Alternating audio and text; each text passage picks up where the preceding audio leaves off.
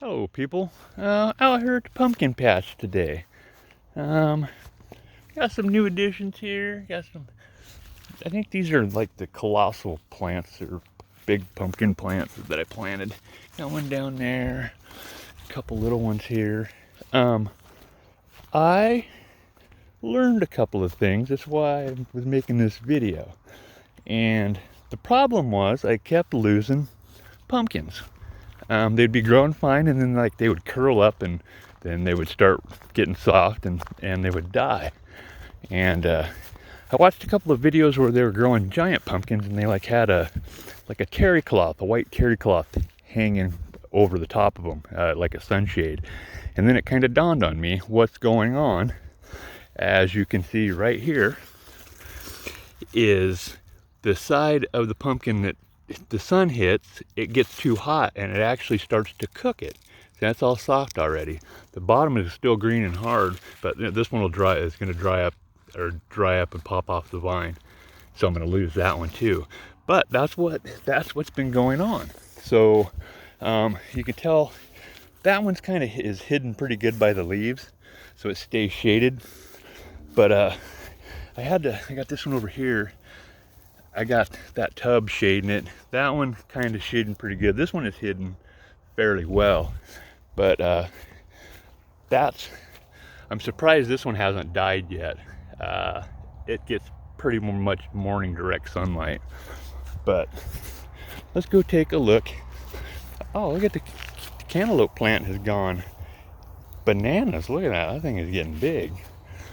It's got blooms, so maybe it'll get a cantaloupe on it.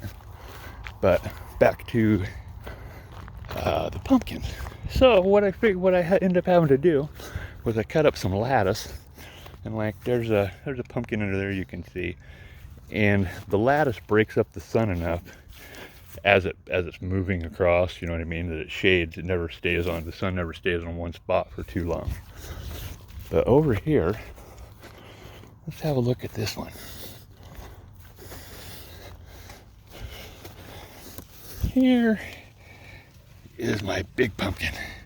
So I'll give you an idea of how big it's getting. You can barely see the piece of plywood under it now. This is getting really big. And I put a piece of lattice over the top of it too to keep it. It was starting to get some bumps on the side of it. You see them bumps. I think that might have been from the sun. But there was another one growing right there that I lost. So that's what I learned about pumpkins. So anybody growing big pumpkins, keep that in mind. That's why you really don't want to trim the vines back unless you plan on covering the plants up, because you can kind of see right here where that pumpkin is. We got a side vine coming out, and see how those leaves shade that pumpkin, and then the leaves on the vine going out the other side shade that side. So yeah, that's one downfall of pruning, is you expose your pumpkins to the sunlight, which can be detrimental. While we're here, let's walk over here for a second.